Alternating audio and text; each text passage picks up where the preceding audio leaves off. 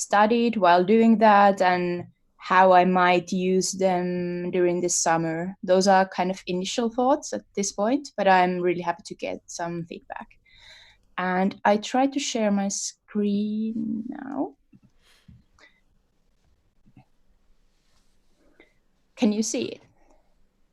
Okay, cool.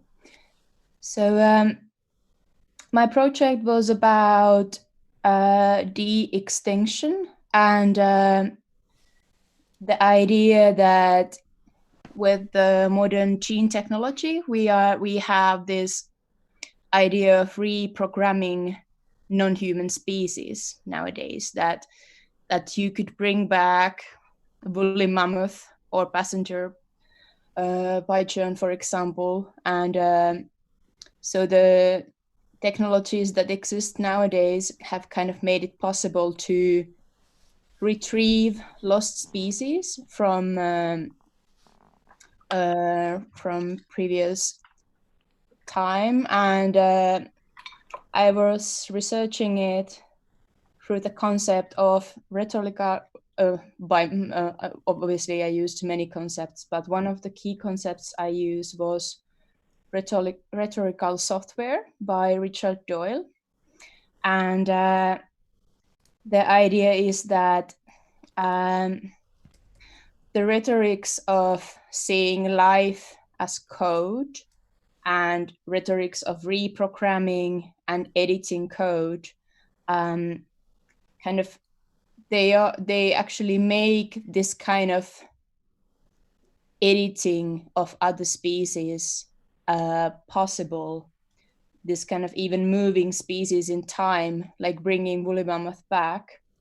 But also these kind of rhetorics wouldn't exist without the technical tools and material conditions that we have nowadays. And so basically, I argue in my research that in this kind of experiments where, for example, woolly mammoth is trying to be is brought back, we are seeing species as software that could be retrieved from the computer memory, and obviously seeing DNA as code that can be literally edited. And in my research, I suggest alternative ways to see this whole multi-species relationship.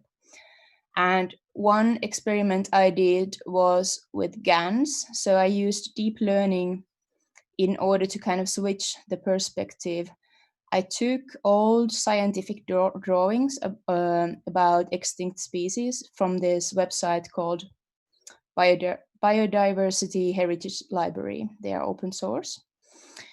Then I used another open source collection database, Unsplash, and I made searches with words like modern science, labs, and that's kind of terms. And I wanted to kind of switch the roles of subjects and objects, resulting in this kind of images where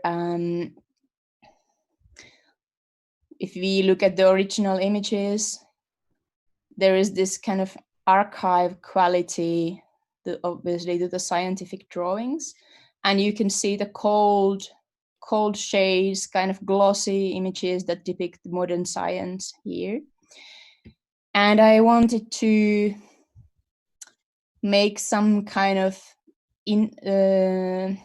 images that would be in between. So here, for example, the depictions of modern science have gotten this archive quality to them, whereas the lost species that used to be the objects that we are looking at, that we are trying to move back and forth in time, they are actually here. It's almost as if they were more alive now. That was not my purpose when I was doing these experiments, but this was kind of what I was looking at. I wanted to get this, to make the modern science depictions more like something that we look at from the outside, to make the science itself something that we are observing from a distance, that the archive pictures would get this lively was a surprise for me as yeah. And this all is inspired by, yeah, especially this part of my research was inspired by what Dan McQuillan, who is from Goldsmiths, writes about as a counterculture for machine learning.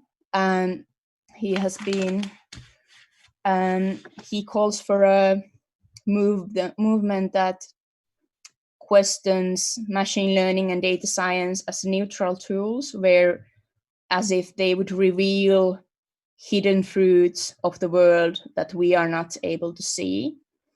And he instead calls for a culture where people who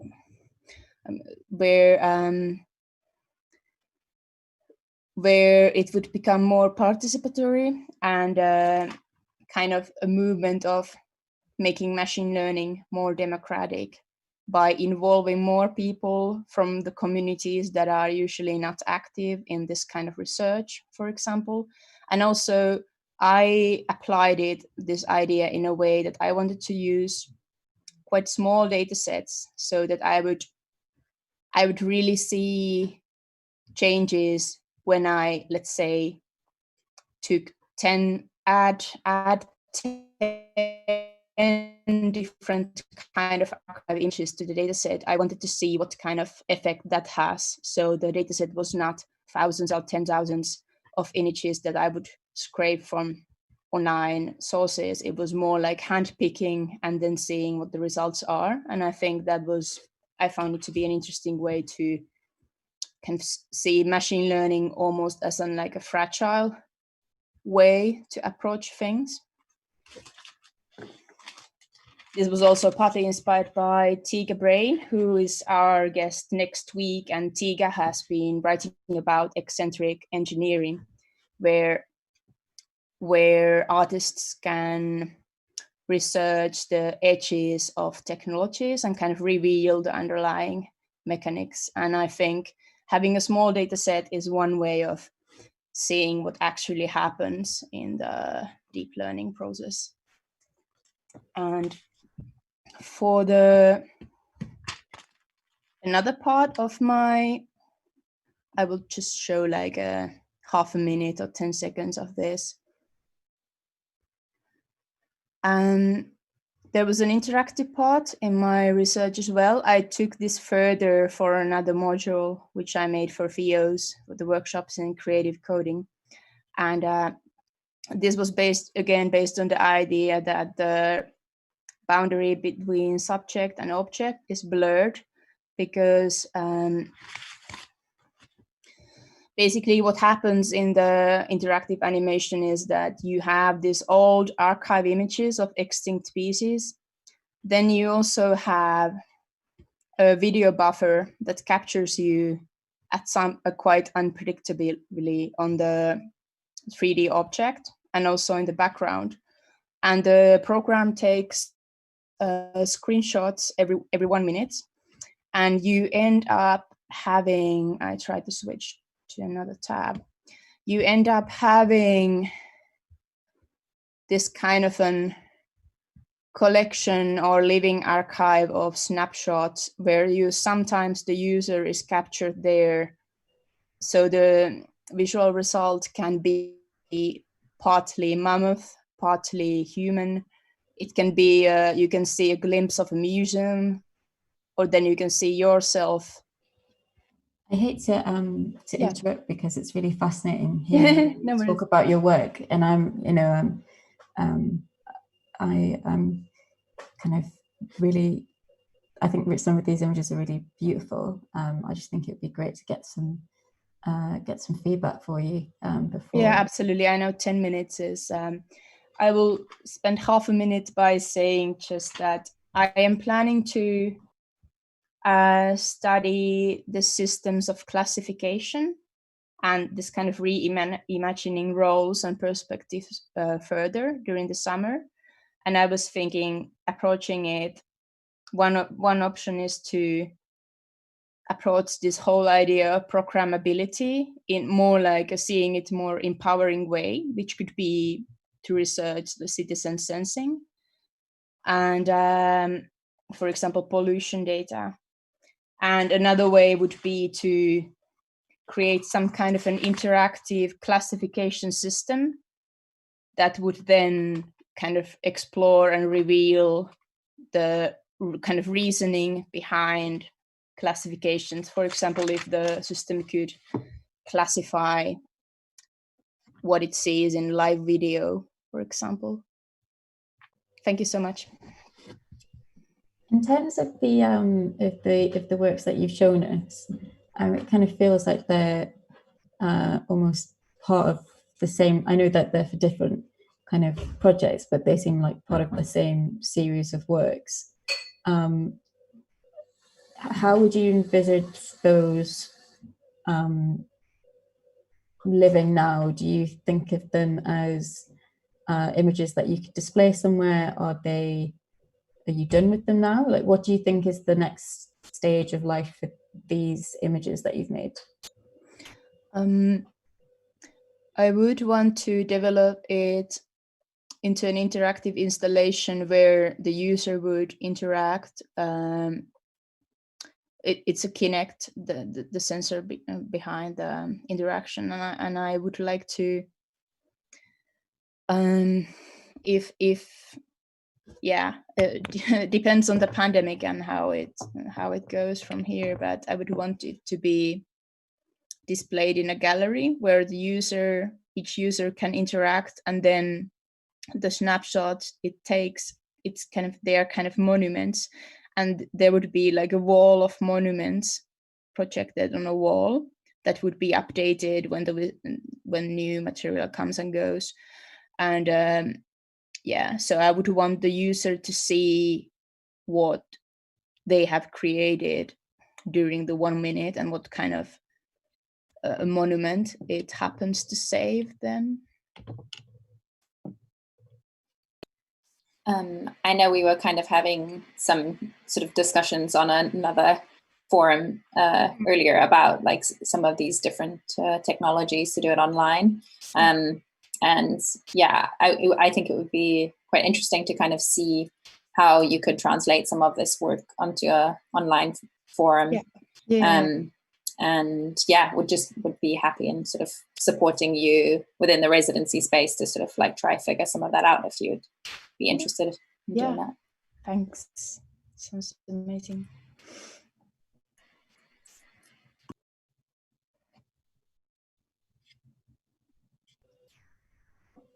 It makes sense that that you've been reading some Tiger Brain stuff, given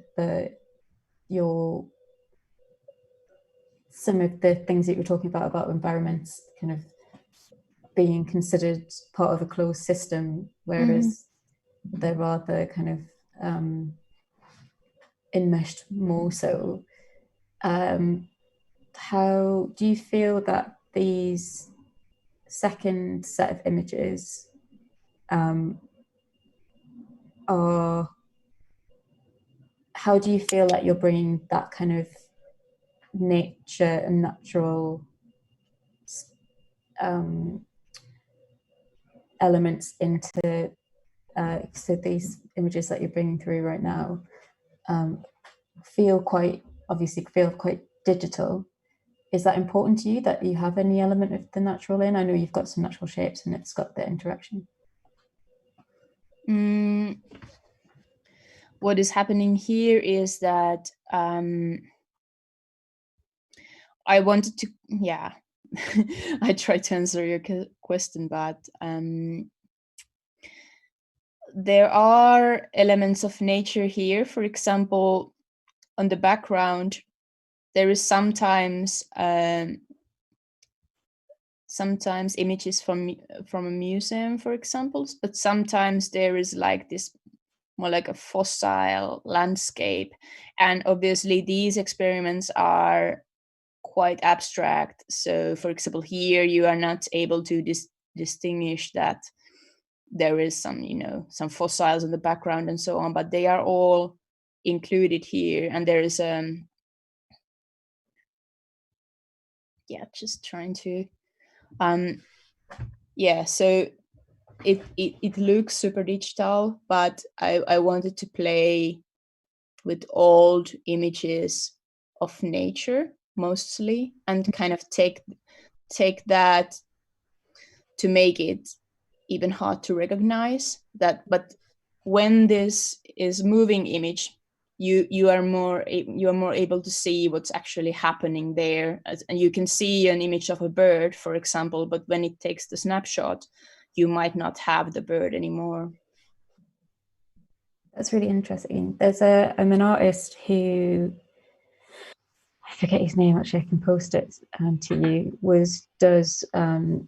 he does digital paintings with brushes that he makes using computer vision. And then he leads you through making something, and then he so it's like a kind of like a workshop. You make your own brush and you make your own drawing, and he screenshots at different points during the workshop, and then we'll print you versions of your drawings and stuff. So it's I think it is a really kind of visceral way of kind of capturing that. Yeah. I'd love to see the link if you can paste it. I've got some. I can show you the because I did the workshop. I can show you my painting. Cool. So we're about. So I think what would be good. We've got the chat as well, and I think that we definitely won't have covered all of the stuff to talk about your work, because it's, it's got such rich underpinning and it's really beautiful as well. But I think we'll in the interest of time, we'll move on to, I think it is Hazel next. If Hazel, you're happy. Sure, yeah, that's fine. Hello. I thought, I was thinking this week about what I've been kind of working on purely for the residency so far. But actually, I think tying in kind of to the theme of world building is also something that I, mostly tied up as a small project for one of my modules this semester as well. And kind of, to me, what the interest is in showing this to you is that I'm really exploring and really wanting to explore, through this theme of world building, through where I am with the residency, through the kind of like history of the artists who've been involved with Arebyte, the space between kind of game and art. And I know obviously that's not, those aren't two sides of a dichotomy at all, but I'm really sort of feeling my way around what those sort of tensions and those intersections are. So this is something that I made kind of, it is basically a straight game, but it's kind of about agency and control and sort of, it's not, it's game-like rather than being fun. So I'll just kind of scrub through a little video, I think, of the work, but I'd just really like to talk about kind of more references I can look into, and kind of just more positionings, more kind of thoughts on that space, on what really does make something, a game-like or a gameplay experience, as opposed to what we might think of as an interactive installation or more like a sort of gallery piece. And that's kind of the discussion I'd probably like to have now. So I'll just I'll share my screen.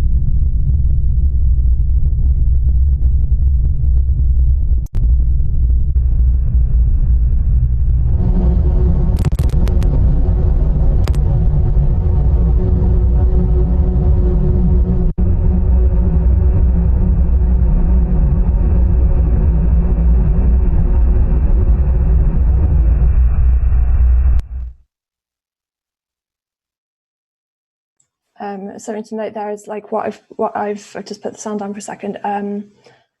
What I was trying to do is play with this kind of control. There's a kind of elasticity to the way you walk around the space, the way you interact with the space, like certain points at which the controller behaves in a very different way. So you're kind of stuck in this, like, I suppose, sort of time stretched area. Anyway, I'll put the sound up.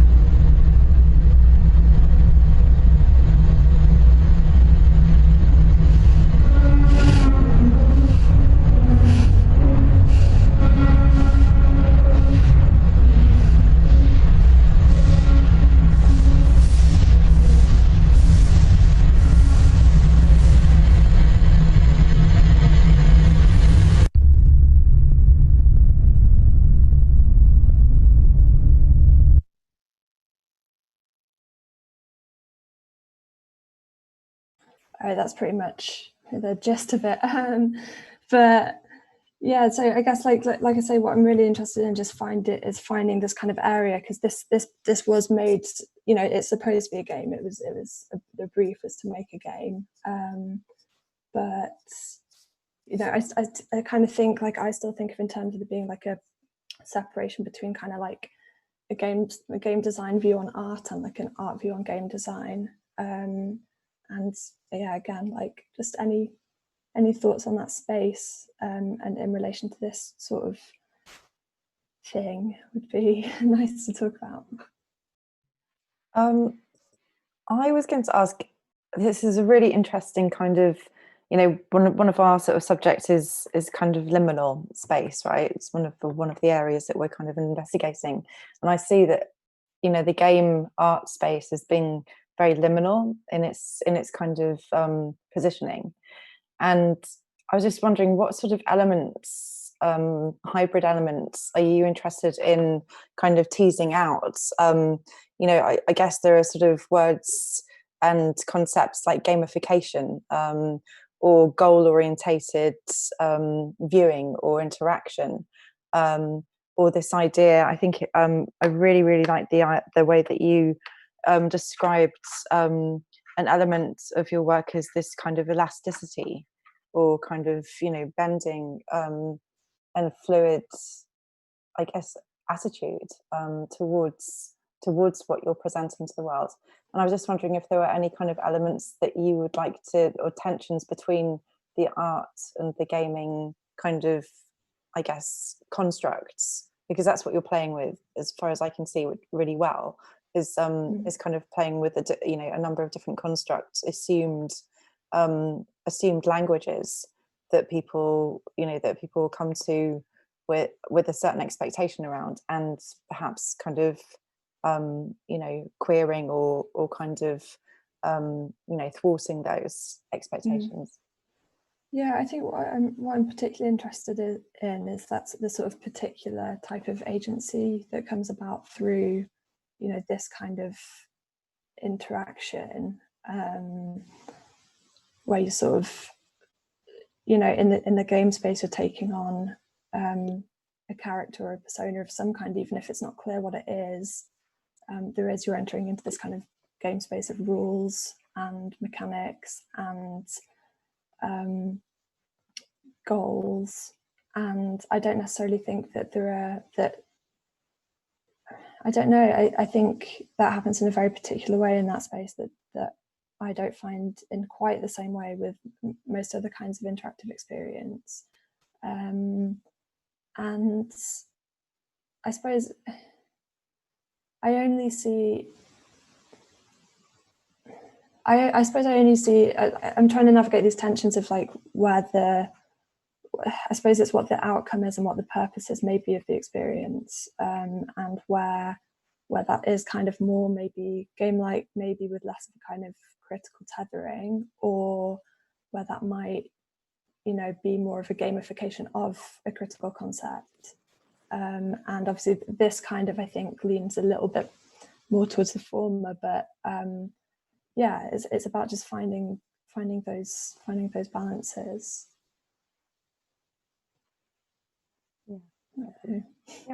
I was interested in kind of in sort of like bring those kind of the balances like out into the foreground, because I think that just viewing that work, I get this sense of a certain kind of unease and awkwardness around, which I think is a really positive, kind of reading of the experience. You're not quite sure how to engage with it, and I think that's kind of for me, that's a very positive aspect of the piece. Okay. I think sorry, Becky, you go for it. Well, I was just going to say that, so when it started and you were in a kind of grid space, to me that reads, it's kind of a signifier of a 3D modeled space. I'm just thinking about 3D programs where you're building stuff in there, and you always start with this, or you can turn this grid on and have these kind of sort of monochromatic colorways, and to me that spoke very much about a game world. So I think even if you don't know that you're entering a game, it's kind of, there are hints there, which I really liked.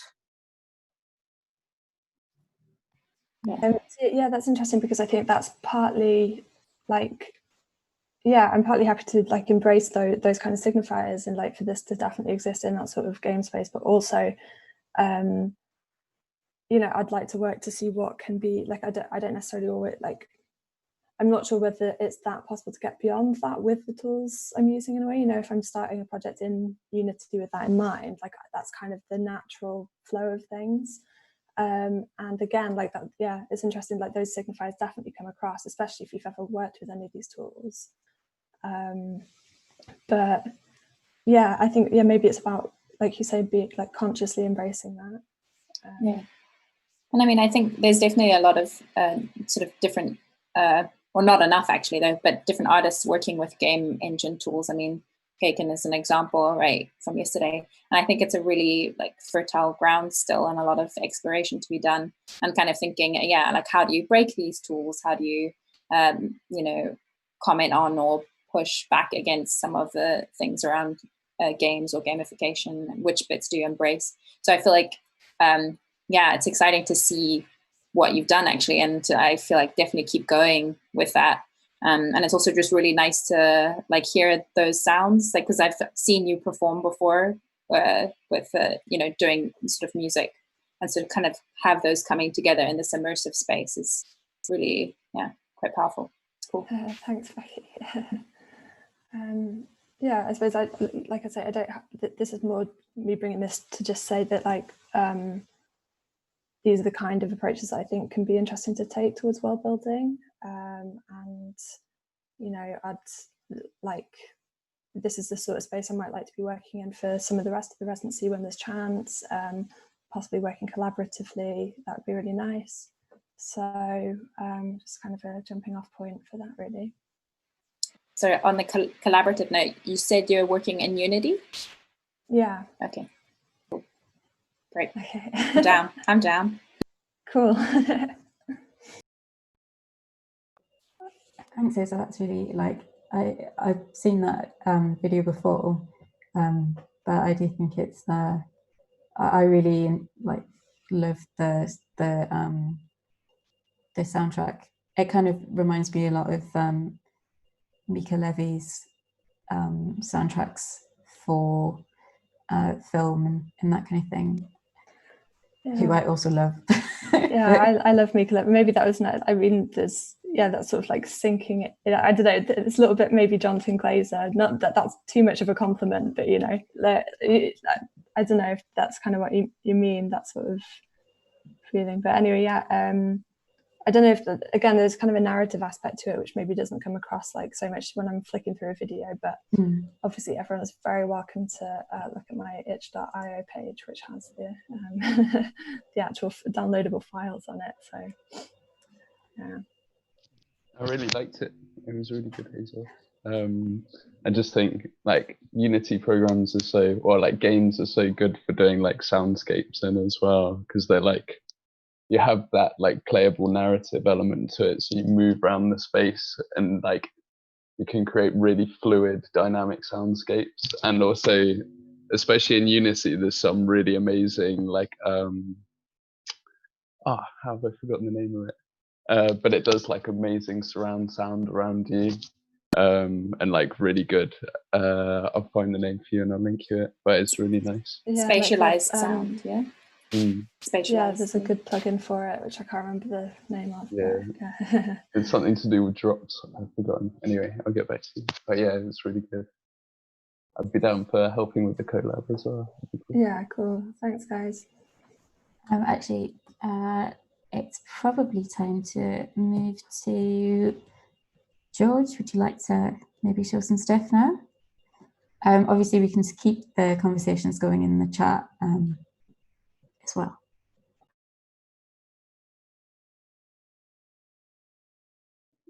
Cool. So for mine, mine's like very much an idea at the moment.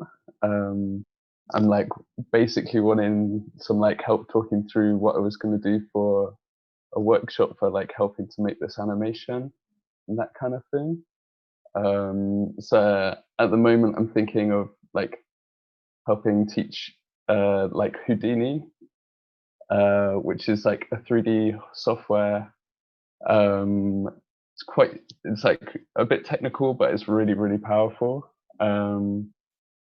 I can show you the interface if you want. So it's like this, and basically you have like a few different pages, but you have like these, if you see on the right hand side here, you have like these nets and webs of like stages and like processes, and I treat them as like I treat them as like steps in like putting together ideas and movements, if that makes sense, like speculatively. So it's like you have like these different stages. So this one's like a render I did of Ingrid.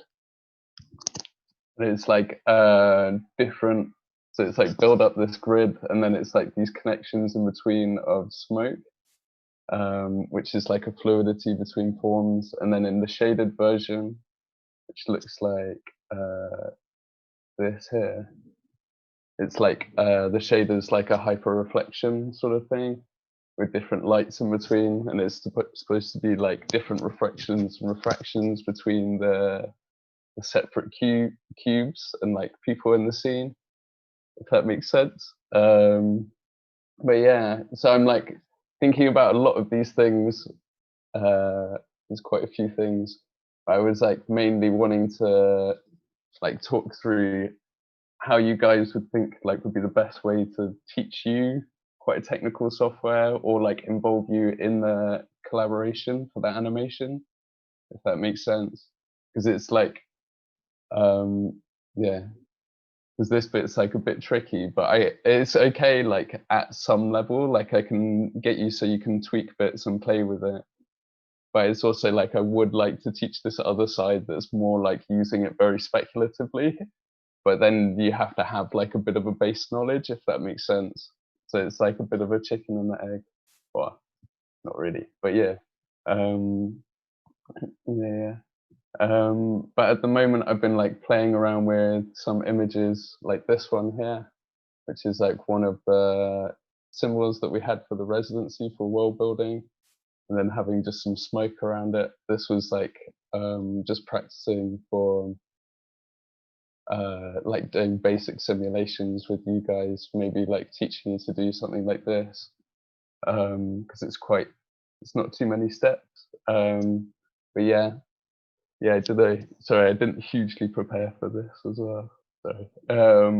But yeah, yeah, I'd like to hear your ideas though. You guys let's see, like how you think you'd like to interact with them, well, what you think of that process as well.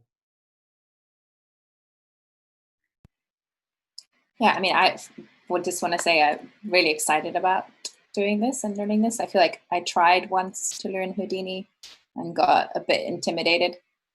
So yeah, really down for this as an idea. And then I guess, yeah, just like was wondering how easy it is to sort of share templates of this stuff or work collaboratively on Houdini projects. And then, yeah, if you have any experience with that. I've like worked collaboratively with somebody making sound and me doing animation in that sense, but I've been thinking about it, and like I think one of the better ways to do it would be to like set up simple systems together, because it's like a procedural software. So you have like, so like for this one here, I set up a particle system which goes around, which followed a curve which goes around here, and then that emits the smoke, and then that creates like the smoke dynamic of going around it in a circle. So then to change the entire thing and change the color is actually just 3 parameters.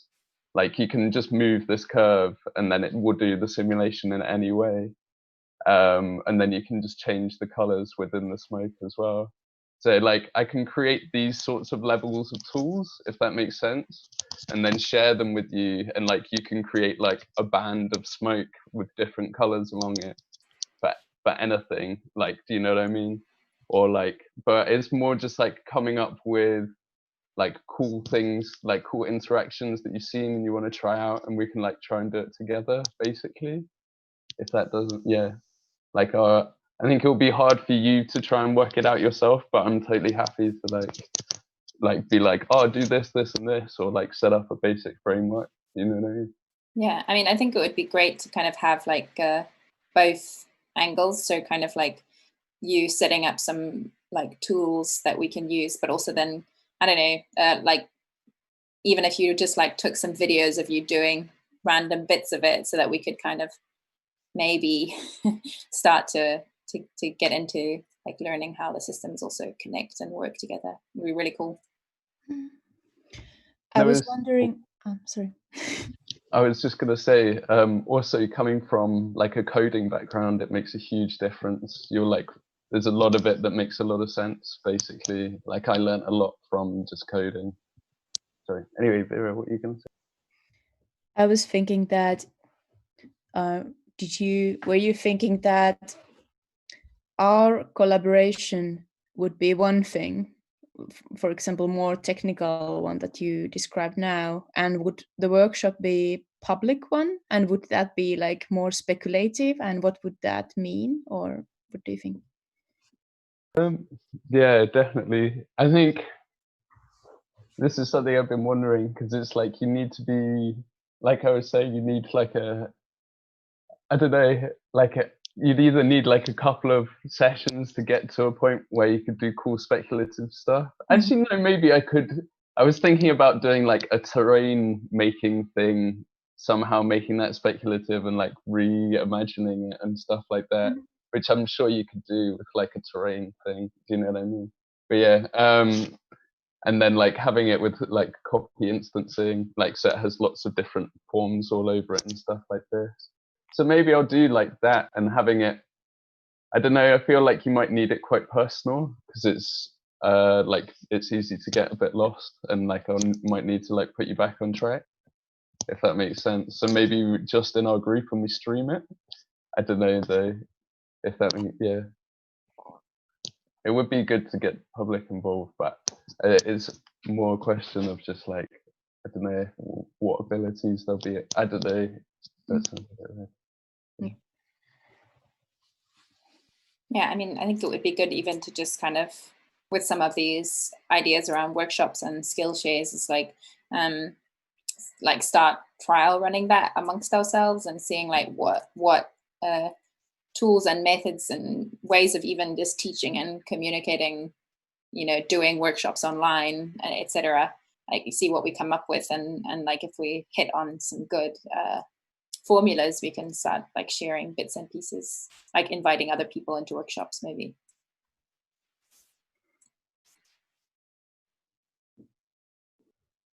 I definitely think that some kind of speculative terrain kind of work through, that sounds really rich in terms of us having learned that, then being able to take that onto further projects. It feels like it would be appropriate for a lot of our kind of practices and a lot of the things that we've been speaking about, particularly in this week of the residency.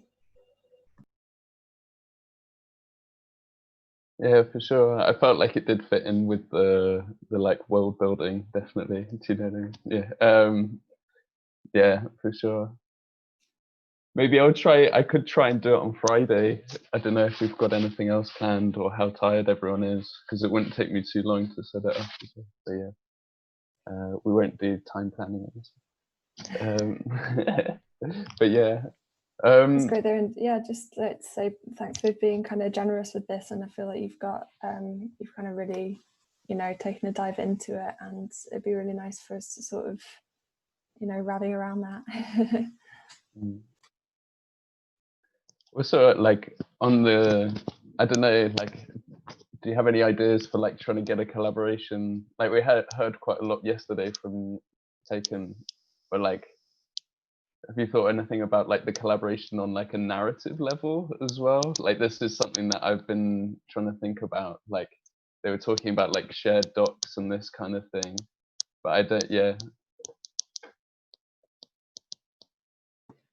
Yeah, I mean, I think it's like been nice to actually see like all three of your work back to back, and these like sort of thinking about these different objects and spaces, and all kind of sort of in this virtual 3D space, and kind of thinking like in the case of Vera, like how there's kind of like a narrative embedded in these objects and these fossils, and kind of like thinking of different ways to approach narrative, both like textual narrative and figuring out ways to sort of like write together, but also, yeah, these sort of more, I don't know, intuitive grasping, you know, finding images and objects and things that we can start to build stories around, or even like strange things that are occurring, like even your grid, your like huge thing of your grid, George, like that starts to just like, I don't know, it feels very sci-fi.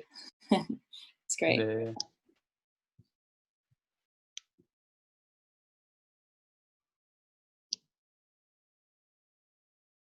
Yeah, yeah, I don't know. Do you want to? I could show you some more other like speculative renders I did as well from like previous projects if you wanted. If you're interested in it, it's up to you guys. Or if you want to move on to the next person. So you've got a couple of minutes. If you would like to, I'd be interested in seeing some more of your renders. Okay, let me just get to. Oh.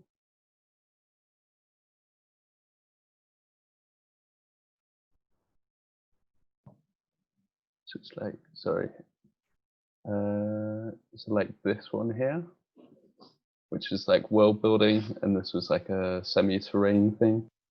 I also did this one here, which was to do with like some like Karen Barad theory that I was reading and talking about like materiality and things like this. It's talking about like space and then the fields in space and that kind of thing, and it was visualizing like gradients basically. Yeah, and that kind of thing. And then there's this one here, which was, I don't know really, I can't remember what that one was about, but it's pretty cool. And then, yeah, I think that's it. This is some, oh yeah, and this one actually, which was from a project about haptics that I did. It looks like this.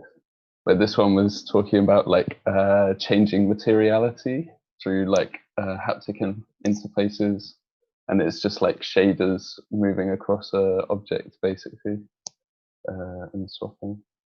Yeah, but cool. Yeah,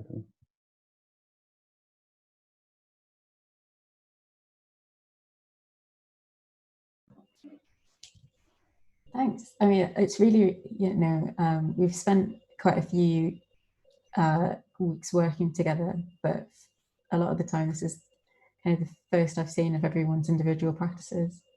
And it's really exciting to see what everyone's, that it turns out you're also really sick artists as well as sick collaborators. Becky, would you like to show some work? Yeah, so I've kind of got something that is a work in progress. It's a very limited first sketch right now, and I kind of wanted to share it with you. I still don't quite know how it's going to unfold, but let me first intro it, and then I'll talk a bit about how I imagine it evolving and get some feedback. So I'm gonna actually have to do a bit of moving around, but so I'm wearing this thing right now, which is like this stretch sensor that I've made and like knitted. And this is like the electronics that it's attached to. And I'm basically kind of, then I'll share my screen, but I'll also just share this with you. So you can go navigate to this in your own browser if you want. So I just shared that there, so you can go there if you want. So this is kind of like, so that's me breathing right now.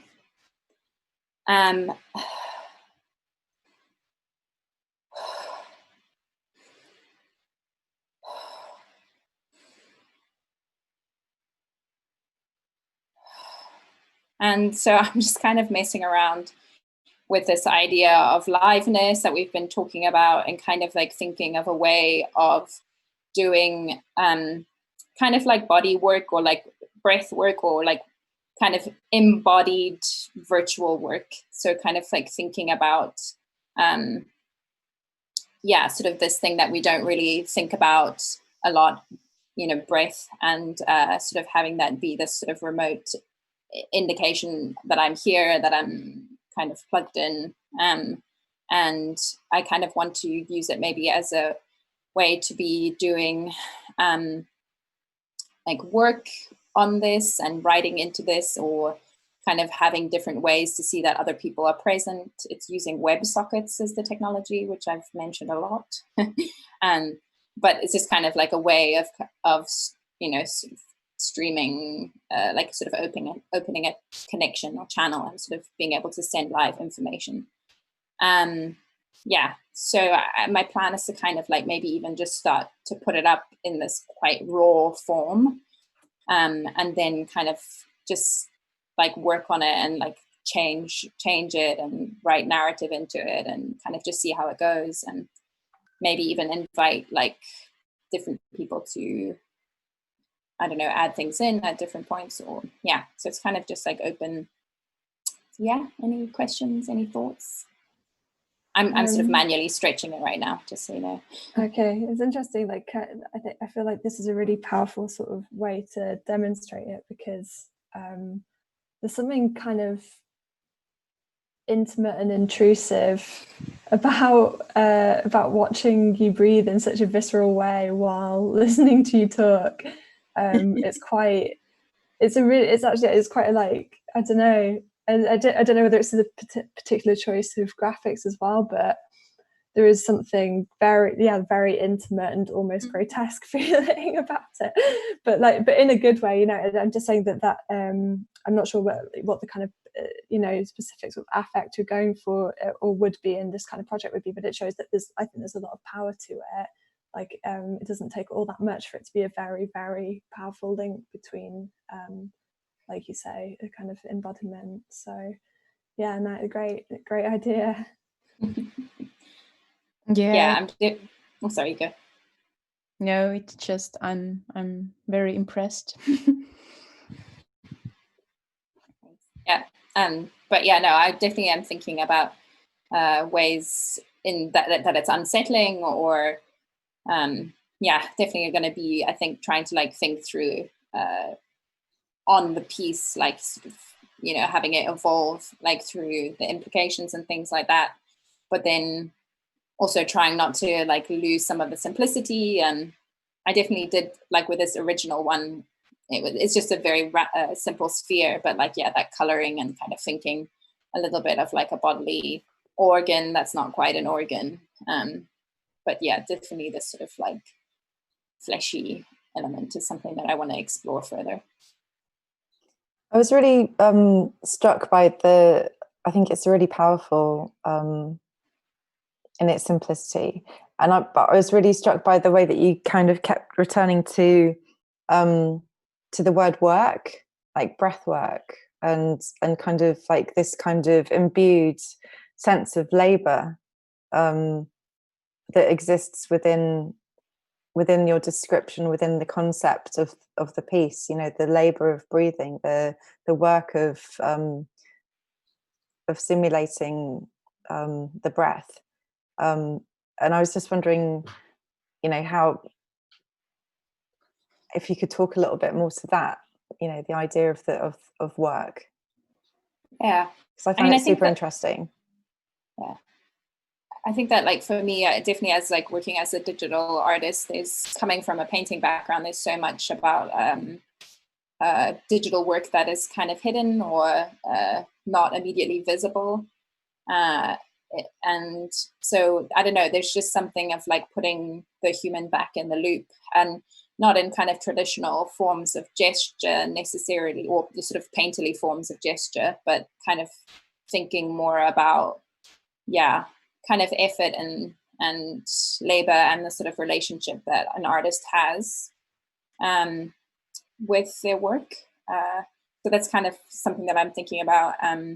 But then also I think of work as just also, the work of reflection, or the work of writing. And I think that this piece definitely has come out of the current moment, and just in my larger history of body of work, it's like I definitely am thinking about, thinking through political issues, sort of, as coming from Zimbabwe and stuff. And so some of these things I'd like to start pulling apart in this. Sorry, that was a bit rambling, but there's something about seeing, as everyone else has said, like seeing you breathing and seeing this kind of simulation of you breathing that's really quite it's quite arresting to me, because I'm thinking about also what you said about making it in this time, and I'm thinking about my parents, and if I could strap my parents to one of these just to be sure that they're still breathing and that they're still alive. Like, it's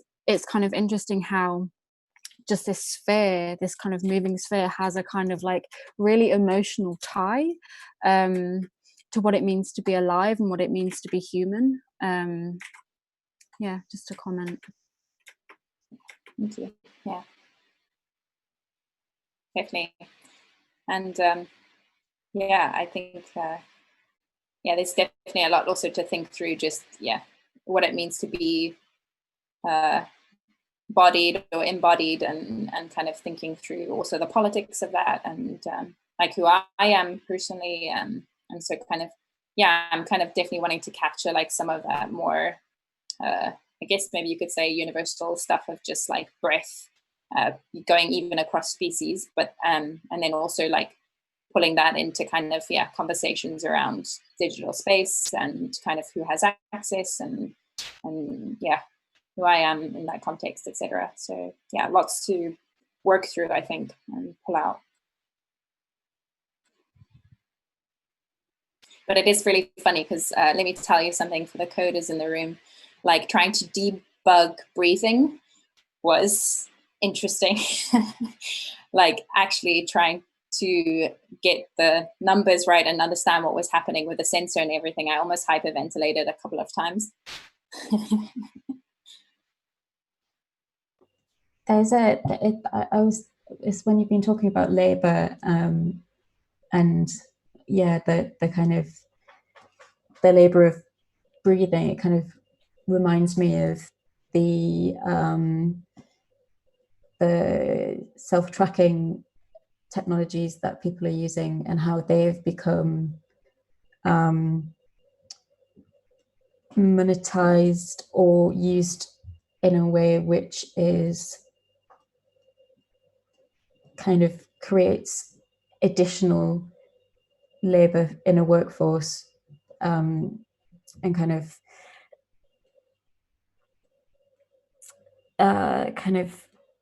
inequity in the value of health and wellness. I'm thinking kind of specifically about those contracts where people's health insurance through the company is specifically tied to the exercise, kind of monitored by like Fitbits and that kind of thing. And there's something about that, and something about the way that the skin of the object that you've made has a kind of, it feels thick to me. It doesn't look like it's easy breath, and I don't know whether that was intentional. Yeah, thank you. I mean, firstly, thank you for all of the sort of like references that's sparking off. That's really helpful to kind of, yeah, for me to sort of like think about those different references. And then, yeah, as far as the materiality and all that stuff, I'm just like definitely in the early stages of experimentation. And this is like a very simple sketch that like I just like, you know, because this is using 3JS, that I kind of have just modified the colors and the light a bit. Like I really, yeah, early days, like want to sort of mess around with this a little bit more, but obviously, yeah, try not to lose the simplicity of it. So yeah, George, wherever you are, like I'd be down to like think about some procedural meshes that I could bring in here. But yeah. It feels quite appropriate though, that it's like, that's kind of, the mesh is kind of visible, and that kind of slow stretching rather than it being like a light kind of in and out. That seems appropriate to me. Yeah, yeah. No, I definitely think I would want to preserve that kind of like, yeah, the fleshy kind of, yeah, element of it, rather than kind of like a, ooh, I'm breathing, for sure. But yeah, I think I just want to mess around a little bit with like what the actual base mesh is that I'm transforming, to kind of see if there are any narrative potentials that I can sort of tap into. It feels like it's counter to the performance-driven kind of, yeah, med tech apps that people are drawn to, and it definitely is the, you know, anti-meditation. You know, it feels labored, as opposed to kind of performance-driven, and I think that that's the quality that I'm really drawn to, because it goes, you know, in the face of all of the kind of performance driven self-tracking, you know, apps that you know that we would, that's quite rightly kind of like being brought up in this discussion. There is something kind of very, yeah, labored about this. which I think is a really great quality. Well, thanks, guys. I think that's probably kind of enough time, but I really appreciate the feedback. Yeah, thank you. Yeah, so we have Yishua has indicated that he wants to share some stuff as well, and then we've kind of loosely said that we'll carry on until past. So I don't know whether we want to use that as kind of any closing thoughts or anything that's occurred to people while about the previous kind of works that has occurred to people while we've been talking. But yeah, Yishua, would you like to maybe share something? I can start. Okay, so let me share my screen first. I will also want to start with my research, because I think my art practice basically based on my research. I'm very much influenced by Roy Ascott and Donna Haraway about the idea of moist media, like how organisms and machines are interwoven in a way in speculative phenomenon and also in theory. And so I come up with this idea. It's not just a theory, it's more like a not personal experience. It's more like a collective experience that I think there are more things beyond our like central common senses, like our 5 common senses. I think there are so many phenomena like synesthesia, like dream, like so many metaphysical realities that we are talking about, we elaborate about, we make art to discover it, to unravel it. And so this is the study I'm basically doing, and I'm from a very biophysical angle, which is biophotons. Biophotons is a photon. It's something every organism will release during their like biological processes. And I go through a lot of articles, a lot of research experiments about it, and I summarize that the biophoton release, it has a certain patterning. It's also beyond temporal and spatial scale, and it has the potential ability, functionality as an information network. So we're not communicating, we're always communicating. We're not only communicating with our like sounds, movement, when we're together, the field, according to the field theory also, like we're also communicating all the time through our biophotonic fields. And also I adapted this scientific framework. It's called energy landscape. It's widely used in a lot of chemistry, biophysical study case. It's basically a 3D dimensional energy analyze tool to help analyze some very unstable or very basically photon, like analyze the photon energy. So that's a brief about my research. And as for my practice, is basically trying to find the connection between organisms and machine, because I strongly believe that the combination between organisms and machine, between living things and non-living things, inside, outside, like this coordination between 2 elements, it's a way to slowly remove our obsession with duality in the society and slowly unfold a spectrum of harmonious phenomenon in so many different industries, and how the way we actually see technology is basically based on capitalism-driven military use, and it has a very strong like mechanism of how to use technology to maybe for some political reason, for some money, for capital. But technology, it's so wide, and we should focus on other facades of technology. Maybe I don't know, but I want to say the feminine side of technology, instead of like attack or occupy or manipulate, surveillance. There are so many beautiful things about technology. The field, technology can have some kind of like make frequency, can coordinate with the air, can with animal multi-species storytelling, how we actually using technology. Imagine how a simple cow can just eat grass and produce like energy, beef to feed all the critters. So that is technology. Sunshine is technology.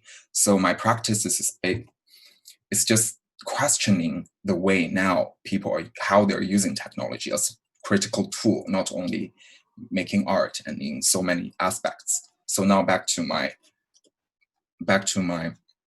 art practice. I'm very obsessed with jellyfish.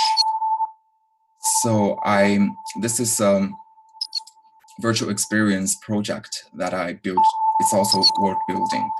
And I used some footage, some of my memory, fragmented memory that I gathered in different aquarium, and it's targeted on jellyfish. And I built up this little spherical world and music poem just to demonstrate different kind of memory inside as video. And I also created a joystick which allowed the audience to move the joystick to move in this space. And there is also slightly interactivity inside this space. The audience, like when you go near certain places from the video, from the canvas, the video will activate it. So this is like you explore the space and you don't know what you will expect, like unexpected phenomenon, I can say. So another piece I made is a performance piece. It's very tightly with my research. Basically, I make a particle system, and I'm a dancer, and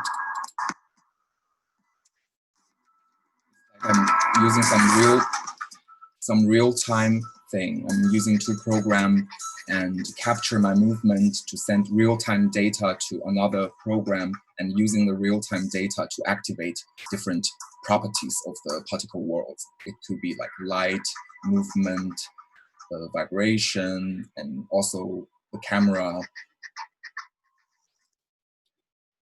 And for the work that I'm going to do, actually also I wanted to conclude as my first year's study here at Goldsmith. I want to kind of combine the two projects in a way.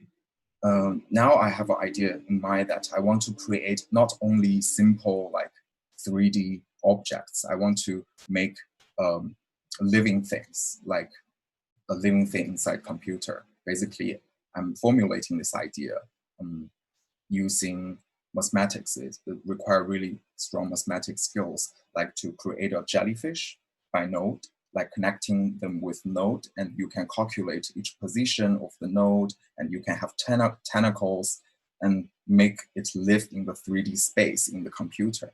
And another step is to make it interactive. I want to dance with it. Generally, I want to make it like swim, kind of move this weird digital jellyfish in the screen, and I want to make also an interactive performance piece, like maybe audiovisual effects to have some real person interaction with jellyfish. It's not necessarily going to be dancing. I mean, as a performer, it's more about the system itself, how the system can interact with audience, how the jellyfish can express its liveness, can express its variation in its biological processes. And the dancing is another part I want to express myself. So this is the collision between the world I'm creator, critter I'm building in digital realm, and the reality which I'm living in. So that's quite what I want to do in the next step. I gradually start to look into how I can achieve this effect. But that's quite about it. Do you have any questions?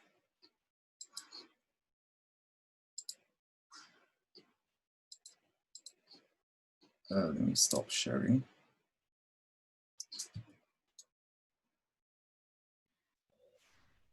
So the system that you were talking about with the jellyfish and the performance, was there a particular sort of technology stack, sorry to get all techie guys, that you were imagining using, or like using the Connect, or you're thinking about other? I think not necessarily Kinect. I can use any maybe 3D like camera. But the idea, I'm thinking how I can interact with the thing living inside computer. You must have the silhouette like to capture the position. But I think more important is how to make the node of the jellyfish, like connection of the jellyfish, how to make them interactive. It's a really difficult question, but it's haunting me for a while. I'm trying to do some mathematical model to do, like, I'm thinking about maybe one point and as its head, and then transform all different things, and then make some movement of it. Yeah, it requires quite a lot of experiments, I assume. Yeah, because there's like if you want to go a cheating route, I guess, away from the more mathematical stuff, like there's a lot of power in certain game engines just around, you know, animating meshes and these sorts of things. I was doing some experiments actually with an octopus tentacle in VR, doing some mesh morphing animations. So maybe I can point you in the direction of that if you just want that as some research. Yes, please. Cool. Thank you. It might not be something that you're specifically looking at, but there has been some science fiction writing about kind of, there's a book called Children of Ruin about the world if it had been built by hyper-intelligent octopus, which has got some really cool imagery in, which I think might be interesting. Thank you, Katie. But I don't know if science fiction or that kind of, those narrative tools, or is there anything that you're interested in using? I will definitely have a look. Thanks for the reference. I'm a bit curious about biophotons that I remember you talking about them early on in the spring, and now when you spend time with your research, do you see yourself reading more about them for the work during the summer? Or I have read around maybe 30 articles, like new articles. They're released from all different kind of institutions, like Oxford, MIT. And now the critical thing is the technology cannot suffice some requirement to capture the photon, because photon, you know, light has two properties. It could be wave, it could be particles. And the mystery, like the mystery between why they're wave and they're particles, how they're shifting between these two status, is still mystery. To unravel that, to unfold that, we need a very powerful machine. It's called photo, I forgot the name. It's basically very fast photograph, and to capture the, like very, very fast, to capture the photons different movement. But sometimes it just disappears. Photophotography, I think. Yes, that's the word. So this thing, it's just most of my speculation, but I think this direction will continue to be developed by all the good institutions. And but we need technology. The technology is a very important tool to solve this. But a lot of researchers has already related biophoton to like dream, to synesthesia, to and also like some ayahuasca. After like some people took ayahuasca, they also have similar experience. Some people they feel their biophoton, some people they feel their vibrance from their heart chakra. So still ongoing study. Yeah.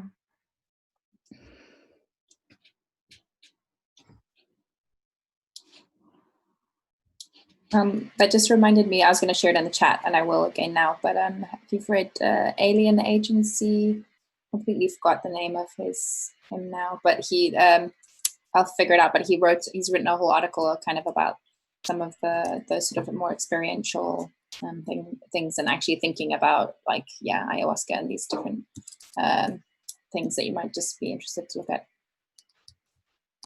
Thank you, Becky.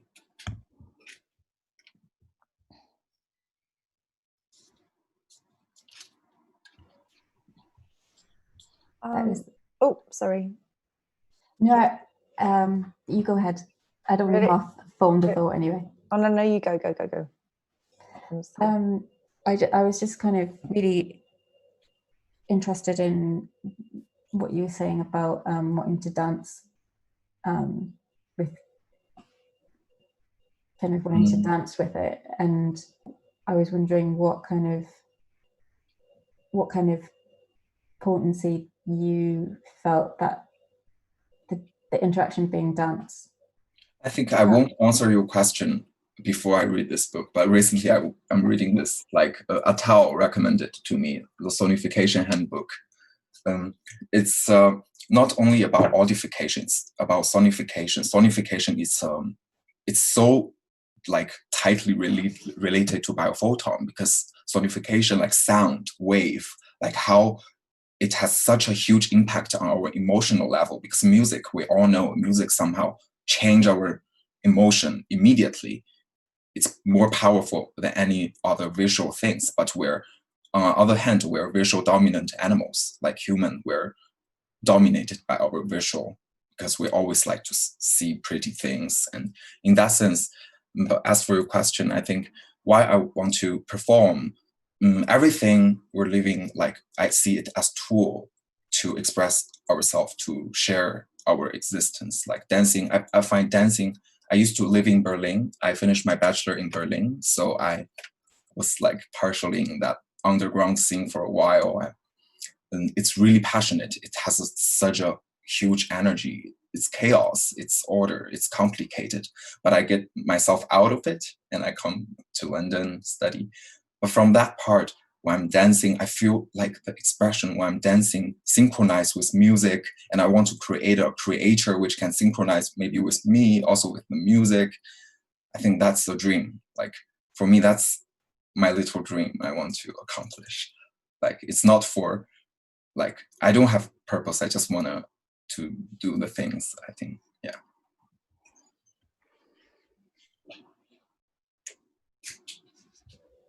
That's a great reason to do something. So we've kind of got, I guess, about 10 minutes left. I don't know if anyone's got any kind of concluding thoughts, whether this format works for people. And also I'm curious to know how you would like to, a few people have mentioned collaborating or exchanging, or at least kind of swapping ideas. And I wondered if anyone had any thoughts about how we might facilitate kind of co-working or parallel working, because I think it's something that a few of us are interested in. I think as for there may be two aspects to it. The one aspect is for Arebyte, like Becky is talking about sharing some WordPress, the Arebyte WordPress, so we can all get involved. And as for our practice, like art practice as a residency at Arebyte, I think I really want to collaborate, because I think it will make our work more complete. And yeah, and I'm willing to collaborate with people for sure. Maybe through common interests, maybe through technology, like which technology we can share and we're good with. Like George is good with Houdini, which has very strong 3D animation. And yeah, through technology, and maybe through relationship, maybe some people, they are good, like they're friends in real world. Of course we're all friends, but we're in this weird digital kind of realm. Just as far as like a structure or a possible way of moving into a more collaborative co-working situation, I mean, would it be worth having like a collab workshop? You know, we were talking about sort of opening up different spaces. We have kind of, I guess, they're not exactly formal, but they are sort of meetings where, you know, the structure is, oh, does anybody have anything to bring to the room, to the table, as it were, about the residency itself, which sometimes then reverts into sort of platform and organizational kind of conversations, which is totally, you know, the way that things can go sometimes. Would it be worth us having, you know, specific different areas where the conversation would be geared much more towards, you know, I've been thinking about this. I've just come across this kind of software that's really helping me, you know, facilitate this part of my practice. Does anybody have any, you know, experience or knowledge around this, or an idea of how I can approach, you know, almost like a clinic or what? I don't know how to kind of phrase it, but something that's more kind of more skill sharing, more just more kind of as if you were working in a collaborative. If you were going into the lab situation, and you kind of said, oh, I'm having real problems with this. Does anybody know how to have any experience of approaching this? Or for example, the kind of interest groups that we were talking about, you know, particularly around like the writing group, you know, for example, I mean, how would it be best to kind of open up spaces where this serendipity and kind of knowledge and skill sharing could have some room to breathe? I'm wondering if this could be something that's actually on the Ingrid website. Recently, I was using the Glitch website, and they have this thing where you can ask a question to the community, and then, I mean, they have quite a large community, and then if you ask a question, people can kind of respond to that. I don't know if that's usual for code, but maybe Ingrid could also have a feature like that where people can ask questions, and then everyone in the group can see it, and then they can respond. But maybe that's a little bit too public.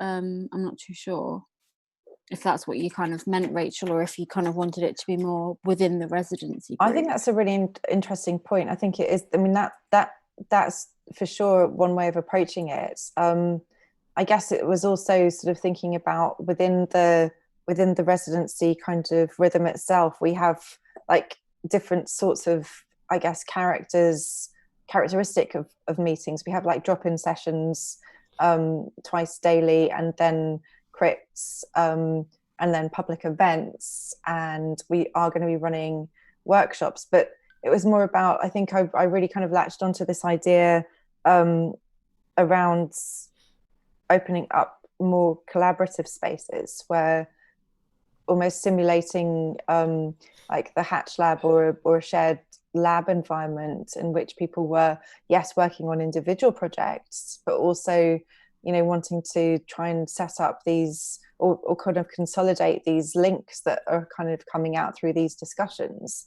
and this kind of, you know, nurturing of the intentionality around forming working collaborative groups around specific areas of interest or practice or skill sharing.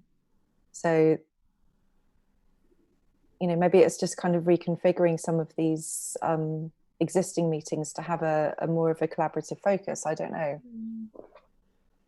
I think some of what makes the meetings potentially like a difficult place to do that in depth is because of the number of people that will. It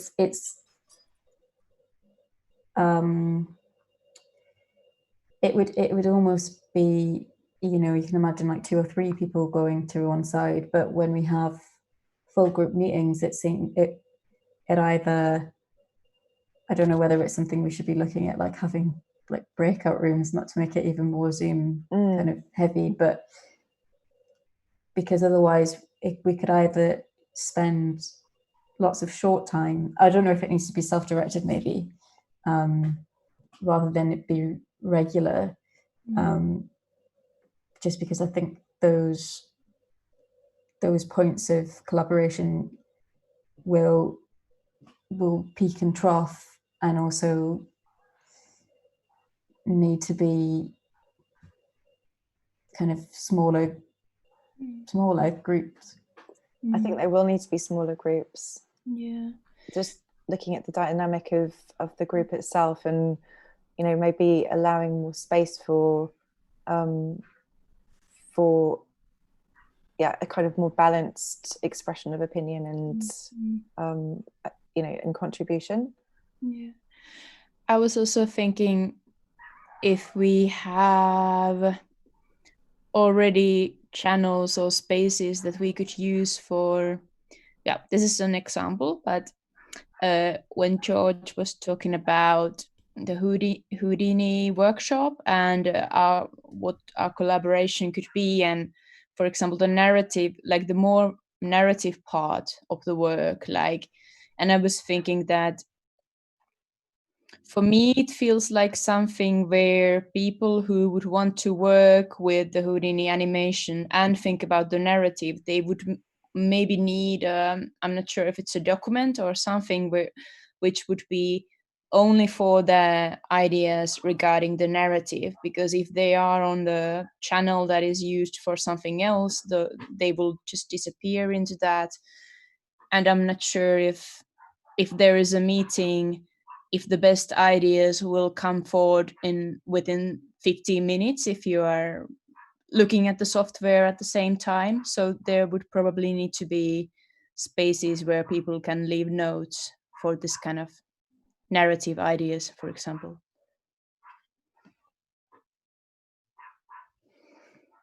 Yeah, definitely. I think you can get lost in the software sometimes, especially when it's new. It can be very overwhelming. But yeah, I don't know. Maybe we need to create a board or something for just video works that we've liked and things that we're aiming. Do you know what I mean? And then we can start watching things and come from a similar bed. Yeah. Yeah. I feel like it would also be good though to think up different strategies for doing some of this work in public. How does that live on Ingrid? Mm-hmm. In Ingrid, how does it live? Okay, sorry, I'll stop myself punning. But yeah, so even if there's a page maybe that somebody or a few people start with, and then maybe pass it on to somebody, even if you're almost picking up the artifacts of the person who came before and responding to it there. So you're kind of adding in an image or a sketch or writing something into that page, and kind of letting them actually evolve there. And I do kind of like the idea of maybe having some comments, we can actually do that with WordPress. It's a thing that I kind of left kind of hidden, but it's still there. So we could actually write comments kind of as part of it if we want to. Sounds good.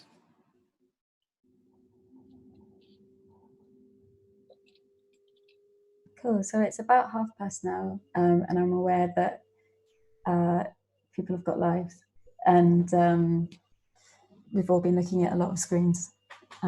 So my suggestion would be that we would wrap up, and I just want to thank everybody for coming and contributing and being very generous with their time and their work. And it's been really nice. And thank you so much, Katie, for facilitating this. Thank you. Yeah, it's been brilliant. Thank you, everyone. Thank you. Thanks, Katie. Thank you. Thanks a lot. See you soon. See you See you soon.